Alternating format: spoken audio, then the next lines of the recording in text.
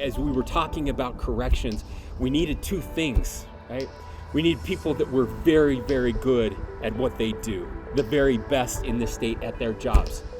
And we needed them to be good people. That trust in corrections is inclining, not declining. I sincerely appreciate, and the legislature appreciates what you do, and the families and the sacrifice that you go through and the harm's way that you put yourself in. That is true leadership. You have some difficult jobs. We need you. That's very important to our state. Our mission is simply working together, transforming lives, and protecting communities. I just want to express appreciation to our dedicated staff at the Department of Corrections who quietly go about their duties protecting the public and helping individuals prepare for reentry into society. Having been a corrections officer, I have great empathy for the challenge that you and your staff are going through.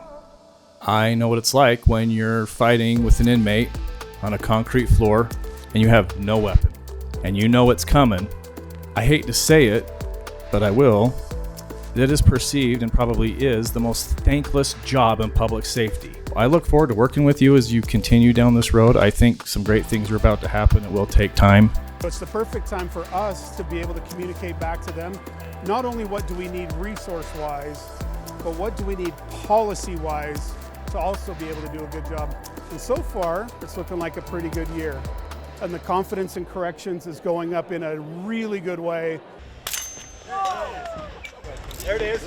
You have to respond to things, you have to be physically capable to handle yourself.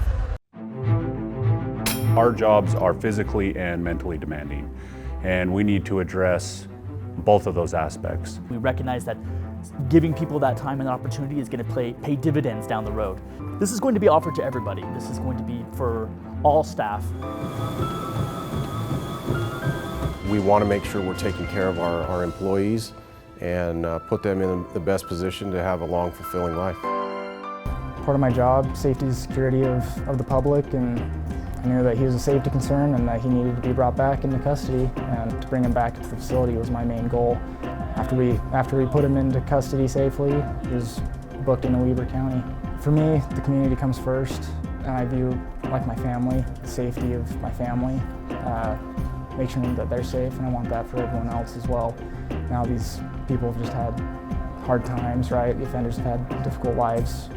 Sometimes they slip up and they do become that threat to someone else, and I want everyone else's families to be safe. When people are using narcotics inside, they're less prone to take advantage of prevention or programming opportunities. It's our primary mission right now to stop drugs coming into the facility and clean out the inside of the narcotics that we're finding.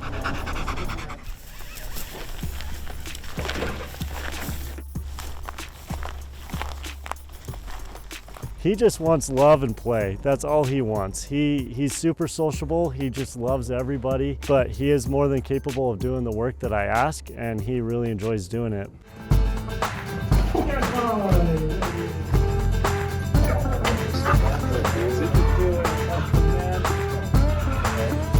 And it's easy to drink. He didn't like it.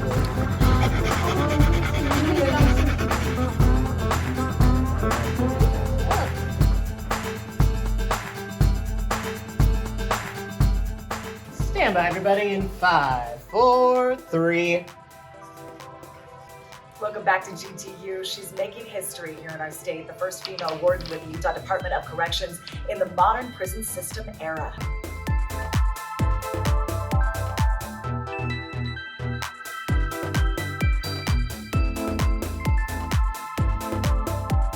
Salt Lake's new prison has a new warden, and for the first time, it is a woman. Females connect differently, they communicate differently, and it's extremely important to our success. A big part of this career is being positive. Some positive news to share with you this morning from the Utah Department of Corrections, and it's all about inmates helping inmates. Joining us now for more is Rebecca Brown. She's the Deputy Executive Director from the Utah Department of Corrections. Rebecca, welcome to the show. Thank you. Tell our viewers about this new program.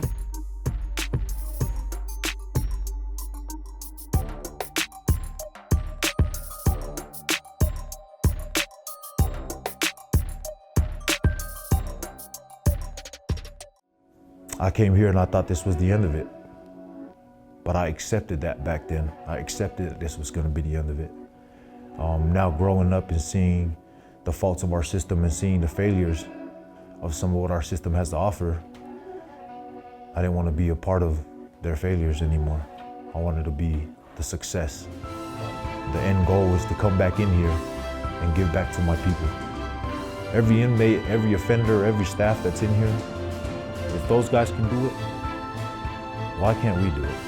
This is the start of it, sticking to it. But I believe in success. I believe in the changes that I've made so far in my life, that I'm strong enough to walk out of these gates and live a better life from now on. I've been incarcerated my whole life. And when I was in prison and I figured out the codes that I needed to better myself and to become better, I think that's why I'm here. You've given us both a different experience, both staff and the incarcerated folks a different experience, so thank you. Thank you so much, I really appreciate that. What gets me up to do this every day is that we are creating an impact on the people that we serve, as well as society as a whole. It is difficult at times, but also very rewarding when we're able to see those people re-enter society, go back to their families, and not come back through our doors. That's the ultimate goal.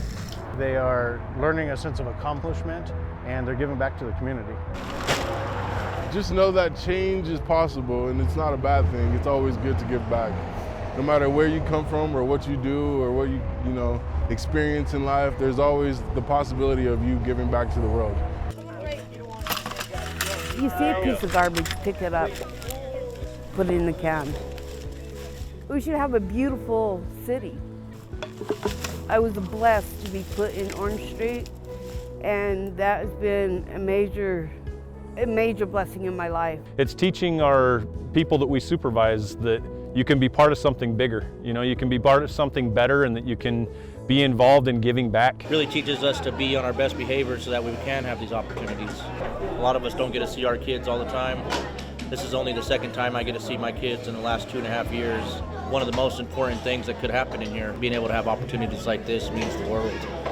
That's the first time I was able to hold them, and I just broke down in tears a little bit, but it's, I don't know, the best feeling in the world.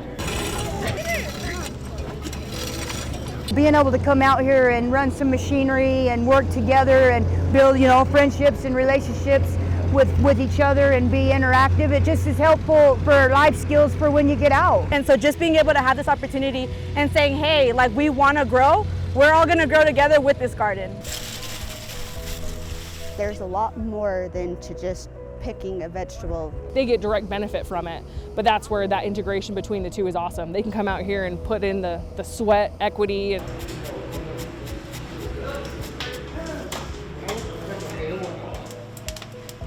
Gives you a sense of freedom that you don't have in prison anywhere else. Ultimately, when you see inmates picking produce and you see inmates producing products, you see them making food, it's therapeutic.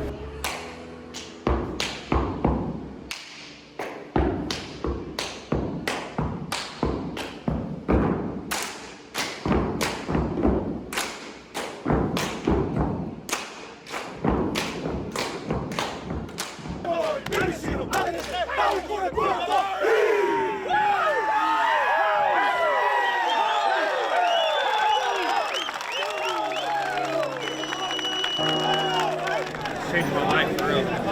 Thank you.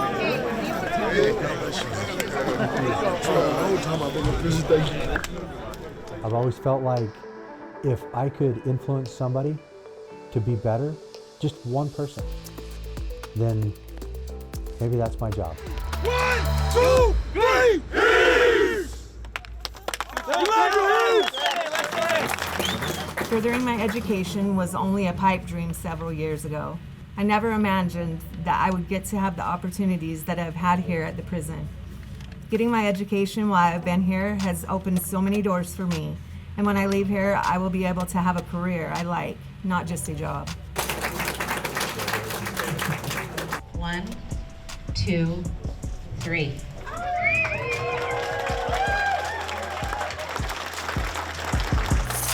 do a lot of this training not only to help the cadets be ready for those incidents. Voluntary practical. We decided that we wanted to hate ourselves a little bit more today. Absolutely challenging. Definitely more of a mental push than anything, just getting through this course. Knee strike, knee strike. There you go. Please send back. It feels like my face is on fire. Maybe like I just walked through a toasty oven or something like that. There you go. Would you do this experience again? Truthfully, I'd rather get shot. Look for a hero. Sometimes we call this hero a mentor. This is the person you chase. Someone whose example you aspire to follow. This person should embody the values and proactive approach you strive to emulate. Chase them, chase their level of excellence, and let their guidance and inspiration drive you to be better every day. For these witnesses, to live by the law enforcement code of ethics. Present arms.